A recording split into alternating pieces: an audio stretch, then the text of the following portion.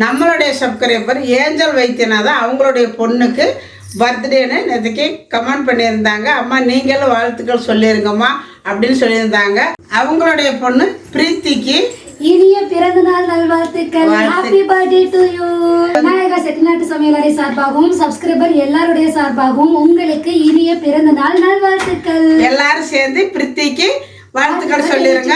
நோய் நொடி இல்லாம நீண்ட ஆயுளோட சபல சௌபாக்கியத்தோட வாழணும்னு வாழ்த்துறோம்.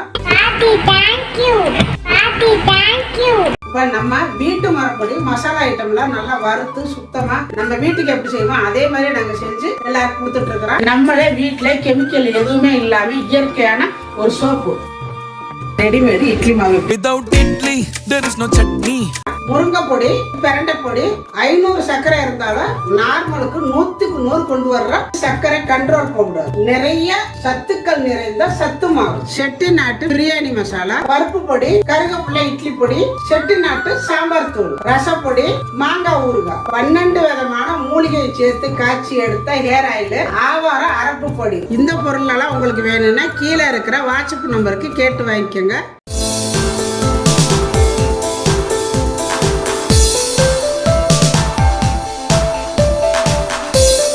எல்லாருக்கும் வணக்கம். இன்னைக்கு நம்ம வீடியோவில் சூப்பரா ஒரு சிம்பிளா ஈஸியான ஒரு முறுக்கு தான் செஞ்சு காட்ட போறோம். இந்த முறுக்கு இப்போ வர்ற தீபாவளிக்கு நீங்களும் உங்க வீட்டில் செஞ்சு பாருங்க, செம்மையா இருக்கு. இதுக்கு வந்து வேலையே இல்லை, வெறும் அரிசி மாவை மட்டும் வச்சு முறுக்கு நல்ல மொறுன்னு எப்படி செய்யறதுன்னு தான் பார்க்க போறோம்.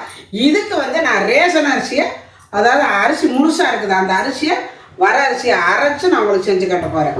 இது உங்ககிட்ட ரேஷன் அரிசி வேண்டாம்னா பேக்கெட்டை வாங்கிட்டு வந்து கூட, அதாவது மாவு பாக்கெட் கடையில விற்கிறதுல சாதாரண அரிசி மாவு பாக்கெட்டை அதை வச்சு கூட நீங்கள் செஞ்சுக்கலாம். அது எப்படி செய்கிறது அப்படிங்கிறது வாங்க வீடியோக்குள்ள போய் பார்க்கலாம். அதுக்கு முன்னாடி நம்ம சேனலை நீங்கள் சப்ஸ்கிரைப் பண்ண சப்ஸ்கிரைப் பண்ணி வச்சுக்காங்க. பக்கத்தில் இருக்கிற அந்த ஆளுங்கிற பெல்லையும் அமுத்தி வச்சுருங்க.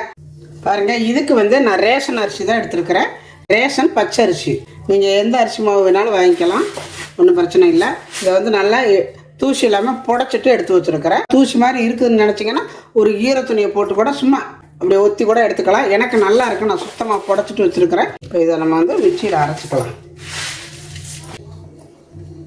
பாருங்கள், நான் பெரிய மிக்சி எடுத்துருக்கிறேன். இப்போ இதில் தான் நான் போட்டு ஒரே இடத்துல இப்போ எல்லாத்தையும் நான் அரைச்சிட்டு உங்ககிட்ட காட்டுறேன். எவ்வளோ நைஸாக அரைச்சிருக்குது. அதனால இதை வந்து நம்ம ஒரு தடவை சளிச்சுக்கணும். இப்போ ஒரு சளிக்கையில் போட்டு சளிச்சுக்கலாம்.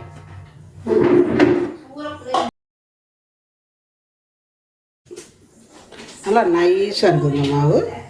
இப்போ நம்ம எல்லாமே அரைச்சி நல்லா சளிச்சு எடுத்துகிட்டு வந்தாச்சு. இப்போ இது ஒரு பாத்திரத்தில் கொஞ்சம் தள்ளி வச்சுட்டு வேணுங்கிற அளவு எடுத்துக்கலாம்.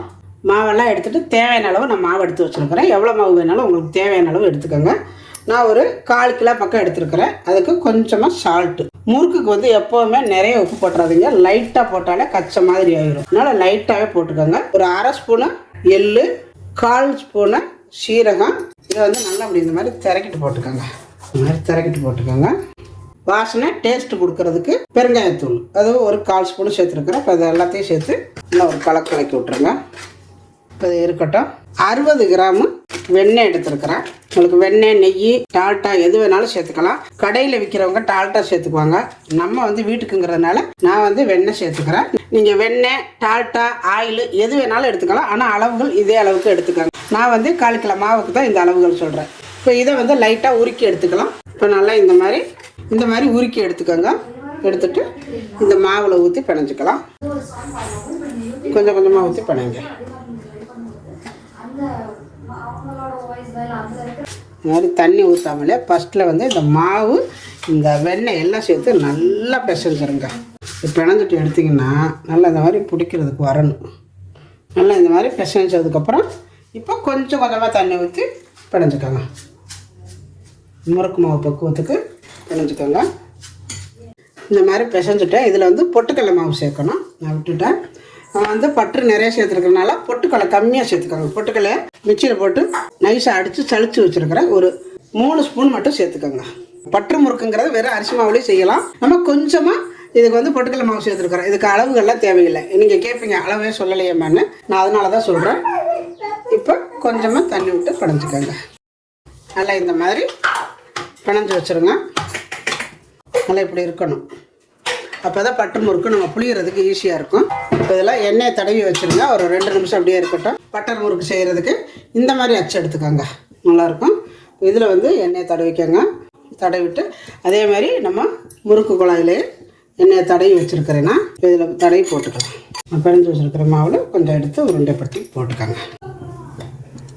ரொம்ப நிறச்சி போடக்கூடாது, கொஞ்சம் குறையா இருக்கிற மாதிரி போட்டுக்கோங்க. இந்த மாதிரி அப்போ தான் உங்களுக்கு புளியறதுக்கு ஈஸியாக இருக்கும். இந்த மாதிரி வச்சு டைட் பண்ணிக்கோங்க. டைட் பண்ணிவிட்டு ஒரு கப் புளிஞ்சு பாருங்கள் எப்படி வருதுன்னா, இந்த மாதிரி விழுகணும், அது அந்த விழுகிற மாதிரி இருக்கணும். ஏன்னா முறுக்கு மாதிரி சுற்றிக்கிட்டே வரக்கூடாது, இப்படி விட்டு விட்டால் விழுகணும். இப்போ கரெக்டாக இருக்குது, எண்ணெய் காஞ்சிட்டு இருக்குது. இதில் ஒரு பீஸ் மாவு எடுத்து போட்டு பாருங்கள், டக்குன்னு மேலே வந்துச்சுன்னா நல்லா காஞ்சிருச்சுன்னு அர்த்தம். பாருங்கள் வந்துருச்சு.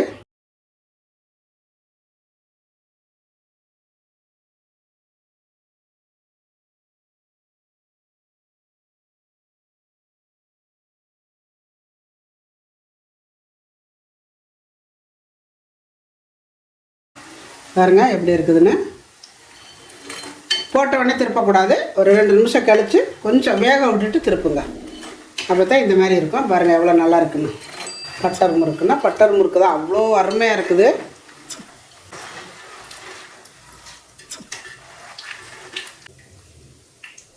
பட்டர் பேப்பர் மேலே போட்டுக்கோங்க, அந்த எண்ணெயெல்லாம் உறிஞ்சிடும். இப்போ பாருங்கள் பட்டர் முறுக்கு செம்மையாக இருக்குது. செய்ய செய்ய சாப்பிட்டா எல்லாரும் அவ்வளோ முறுன்னு கருக்கு முறுக்குன்னு. பட்டர் முறுக்குன்னா பட்டர் முறுக்கு தாங்க, அப்படி இருக்குதுங்க. வாயில் வச்சிங்கனால அப்படியே சும்மா அப்படி கரைஞ்சி போகிற மாதிரி, வாயில் வச்சாலே பக்கத்தில் இருக்கிறவங்களுக்கு கூட சவுண்டு கேட்காது, அந்த மாதிரி ஒரு நல்ல ஒரு கருக்கு முறுக்குன்னு நல்லா இருக்குது.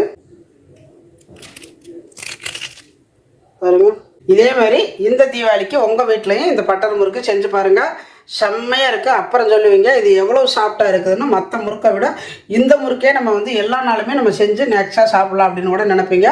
அவ்வளோ சாஃப்டாக இருக்குது. பல்லு இல்லாதவங்க கூட சாப்பிட்லாங்க. நான் விளையாட்டுக்கெல்லாம் சொல்லலை, பல்லு இல்லாதவங்க கூட வாயில் போட்டோன்னா டக்குன்னு ஊறிடும், அப்படியே உதப்பி சாப்பிட்றலாம், அவ்வளோ நல்லா இருக்குது. இந்த தீபாவளிக்கு இதே மாதிரி செஞ்சு பாருங்கள். செஞ்சு பார்த்துட்டு எப்படி வந்துச்சு அப்படிங்கிறத எனக்கு கமெண்டில் சொல்லுங்கள். இந்த வீடியோ பிடிச்சிருந்தா லைக் பண்ணுங்கள், ஷேர் பண்ணுங்கள். செட்டிநாடு சமையலுக்கு சப்ஸ்கிரைப் பண்ணுங்கள். நன்றி, வாழ்க வளமுடன்.